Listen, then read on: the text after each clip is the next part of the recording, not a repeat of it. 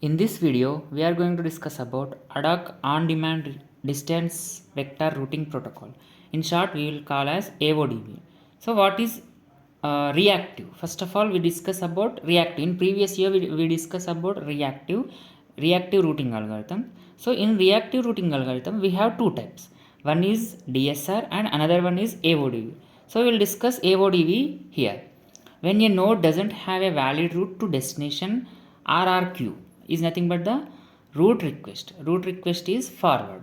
So when a node doesn't have a valid route to destination is forward. When intermediate node receives as R request, this is nothing but a route request packet. Two cases are possible. So whenever we are sending messages from source to destination, we are not passing directly from source to destination, right? So we have intermediate nodes. So based on the intermediate nodes, we have two possibilities.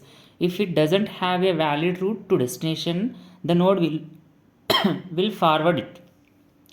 The node will not be forwarded because the source node, the intermediate node doesn't have a valid route to the destination, right? For example, this is a source and this is a destination. Here these two are the intermediate nodes. If this node if the node have a destination route to the destination, then it is okay. But if there is no link between intermediate and destination, then what happens? It won't connect to the destination, right? So that is only one possible. And another way is nothing but the intermediate node have directly connected to the destination. That is nothing but there is a communication between intermediate and destination, so that the message can be passed from source to intermediate to destination. Those are nothing but the two possibilities. If the route request is received multiple times, the duplicate copies are discarded. So if a intermediate node received multiple times a single route request, then it is nothing but a duplicate. So we are going to discard that. Sorry. I determine comparing bcast ID source ID pairs. So in previous video we discussed about what are the different types of IDs are present in the route request. So in route request we have like this structure. In previous video, in DSR we have like this structure. So in this unique ID, source, destination and a list of nodes are present here. At last, a list of nodes are present at last. So these are all nothing but the previous node bcast ID, previous node ID. So, okay, these all will store in this format. And if route reply is not received before a time expires, this entry is deleted. So there is some time limit for destination. Okay, the route reply is not received before a time expires, then that is deleted. So in that time only we have to forward or return back from receiver to sender and sender to receiver. Next, either destination node or intermediate node responds with valid route. We know that we have intermediate nodes or destination node at valid route. We should have the valid nodes only. Okay, when route request is forward back, the add of previous node and its bcast ID are stored. In which stored we have like cache. In previous video we discussed about cache. So cache is nothing but the memory which can store the bcast ID and nodes and a list of nodes, okay, are needed to forward packet to destination. These all are nothing but the sending packet from source to destination, in the sending data from source to destination in the form of packets. Okay, we will discuss AODV with the help of one example. So here 1 2 3 4 5 6 7. For example, send data packet to 7. 7 is the destination and 1 is the source. For example, let us take 1 is the source and 7 is the destination. Then what will happen? And another condition is nothing but assume 6 knows the current route to node 7. Okay, there is a link between 7 and 6, right? there is no direct link between 7 and another nodes, right? Only 6 have directly linked to the 7. So 6 knows the where the destination is present. 6 knows that where is the 7 is present, where is the 7 located, so that the source must and should forward the message to the 4 and 6. That is nothing but the AODV. This is nothing but on demand, right? We have on demand, right? To forward a message from source to destination, we have on demand. On demand base only we are passing, right? This is nothing but the AODV.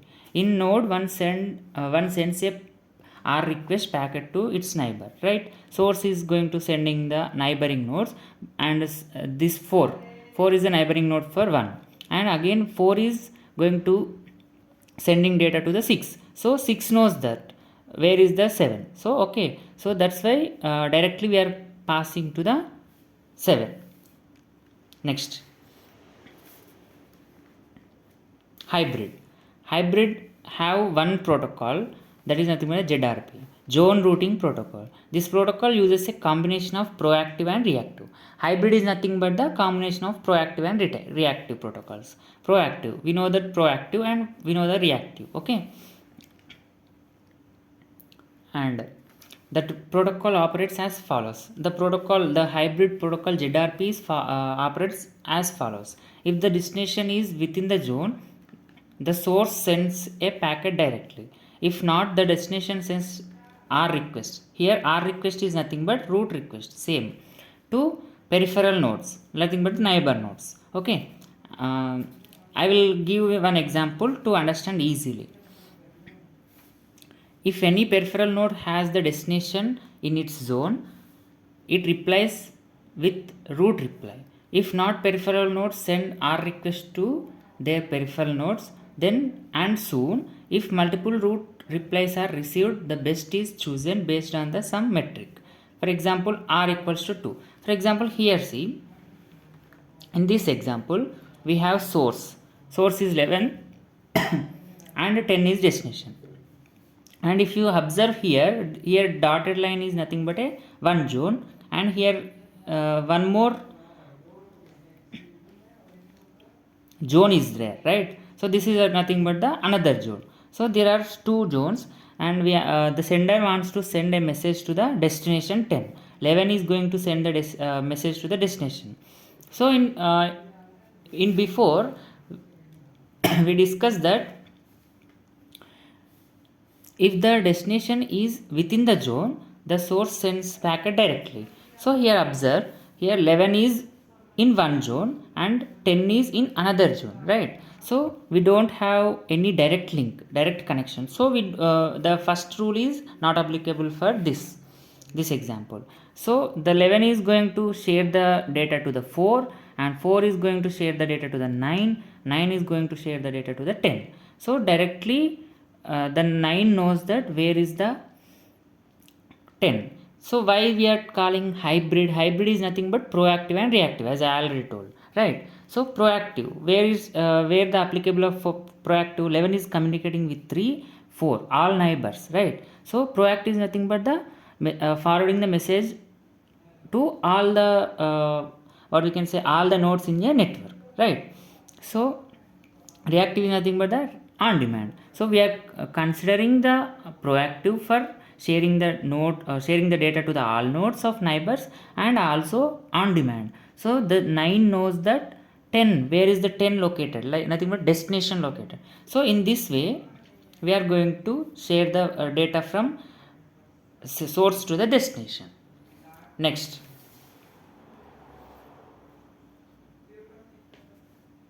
in this video, now we will discuss about position based routing algorithm. So position based routing algorithm, it is the geographical location of nodes in a network to decide how to forward a data. So we have to forward a data from source to destination, as I already in previous videos also we are discussing the same thing, right? So position based is nothing but it is a geographical location.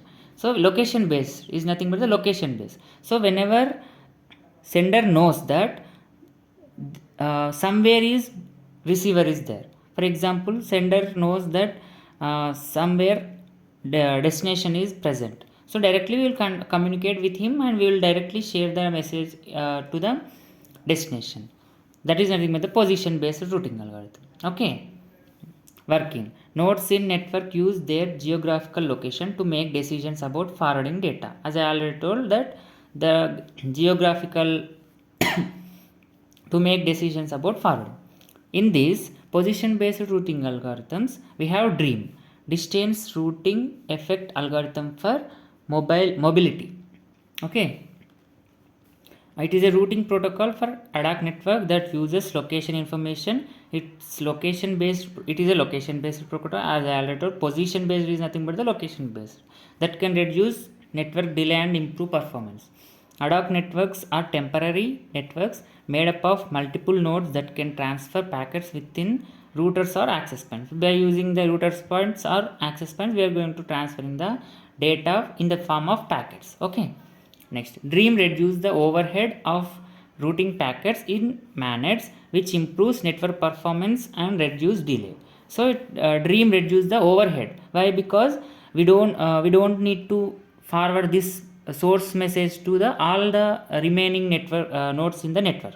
Where directly knows that DREAM is nothing but the location based. So destination location is no to the source. So there is no need of intermediate nodes. Okay, intermediate node evaluation is not present in the position based DREAM network.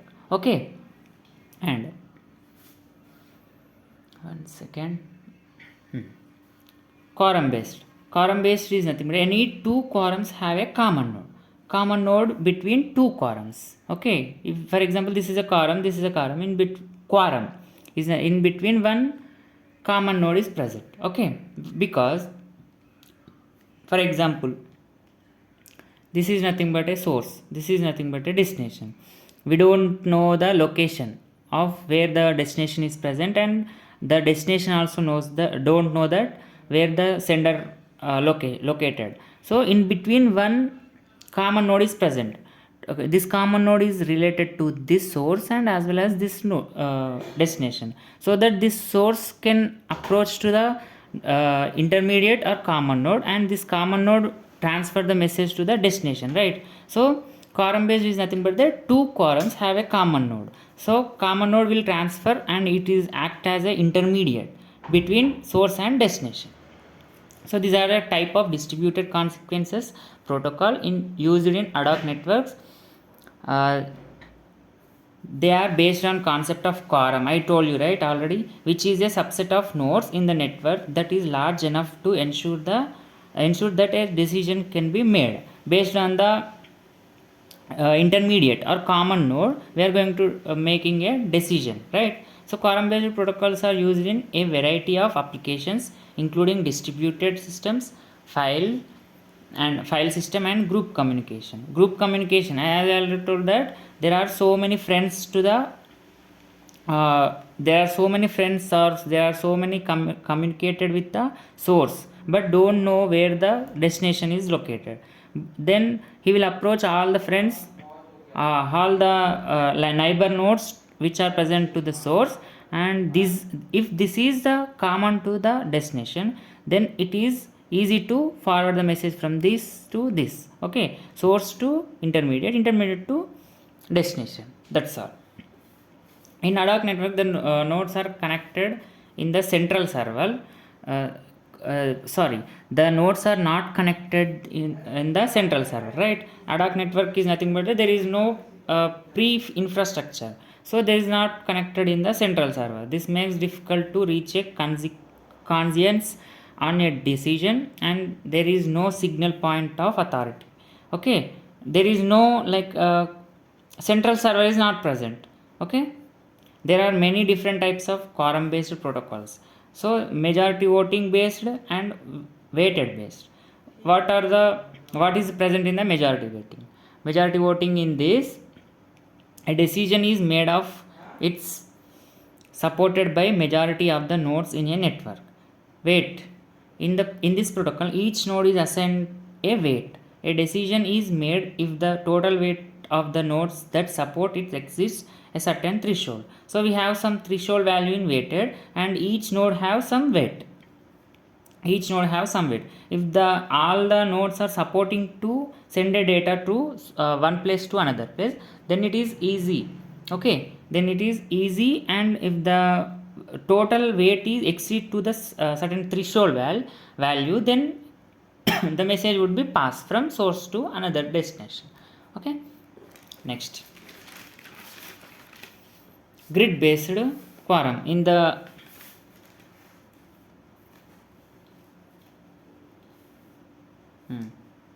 quorum we discussed about 2, right? This is a grid. Grid is nothing but a like this. There are several number of cells are present in the grid. One part is divided into number of several parts of the cells, right? So in this, nodes are arranged in a grid. Grid format is nothing but a cell. In this each and every cell we are presenting in the we are going to present a node. A decision is made if it is supported by a majority of the nodes is certain area of the grid. So it is based on the area and volume, right? Next topic is forward strategies. In this forward strategies, greedy packet. So it is a packet forwarding strategy used in greedy perimeter stateless routing. GPSR is nothing but the greedy perimeter stateless routing protocol in an AD-HOC network. It is used information about a node's immediate neighbors to decision how to route a packet to its destination. It is nothing but it uses a information about node's immediate neighbors. So whenever a source node is going to send a data to destination, then the source node is going to share the data to immediate neighbors. What are the immediate neighbors are present? To all them in a network, to all them the message is going to share. And work, how it will work? A node use information about its immediate neighbors to decide which node is send a packet. The node sends the packet to the neighbors that's closest to the destination. As I already told that the data is in the form of packet, right? So and in forwarding strategies greedy packet, what is present? The immediate neighbors are going to share the data from source to another nodes, right? So the node sends the packet to neighbor that closest to the destination. Which neighbors are closest to the destination, that we will share. And the process of repeated until the packet reaches the destination. Until the packet reaches from source to destination, this process is going to repeatedly, right? When using greedy packet forwarding, it is important to consider mobility constraints like node velocity, movement direction. For example, here one example there. See here, sender it is a destination. So it is sharing the data to immediate neighbor. What is there? A, right? It is going to share the immediate data to the immediate in the form of packet, and A is going to share the data to the B, and B have 2 sorry, B having 2 immediate neighbors, but destination is our D, right? So B is going to share the data to the D. That's all. This is how the forwarding strategy is greedy packet. The data is in the form of packet, right? So this is about forwarding strategies greedy packet. Next, so before going to know the restricted directional flooding dream, so restricted directed flooding have two types. One is dream and another one is LAR. Okay, so we will discuss. First of all, what is restricted directional flooding? Okay, so before going to start the restricted directional flooding, we know that there are 3 types of message passing is there. Flooding, directional flooding, directional, and restricted. There are 3 types. So here, restricted, directed, flooding. So flooding is nothing but passing the information to the all nodes which are present in the network. In a network, we are going to share the data to the all network nodes which are present in the network. And direction is nothing but the reactive. Let us take one reactive algorithm, DSR or AD-HOC. And so it is nothing but on demand, right? So it has some direction which the location is present to neighbor nodes. And restricted is nothing but limited spread. So up to here only we have to send the data which is from source to destination. Like that we have some restricted area is present. So based on that we will going to the discuss about restricted directional flooding. In this we have two types, LAR and dream. Okay, it is a routing technique used into efficiently disseminate information throughout the network. It combines the benefits of flooding, which limits the spread of, see here, limits the spread of message to relevant areas. Okay, as I already told that what is the restricted is nothing but the limited space. Okay, next, benefits of restricted directional flooding. What are the benefits are present? Reduce overhead, improved efficiency, enhanced scalability. These all are nothing but the benefits in which are present in the dream. Okay, we have one example is nothing but the LAR. LAR is nothing but the location aided routing. Okay, location aided routing. It is used location information to define a zone of interest around the destination node, restricting the flooding to the zone. Okay, we have some zone. Okay, local aided routing, right? We have some zone. Up to that zone only we have limited, right? Okay, limited spread area is limited in the LAR. Okay, next, restricted directional floodings in dream. We have, as I already told that we have two types in dream and LAR. LAR we will discuss later, and in this we restricted directional flooding in dream. How the restricted directional flooding is present in the dream we will discuss. In dream, the restricted directional flooding is used during the route discovery phase. When a source node wants to send a message to destination node, it initiates a route request by flooding the message in a restricted direction. So we have some restriction direction. So the restriction is nothing but as I already told, that limited spread area, right?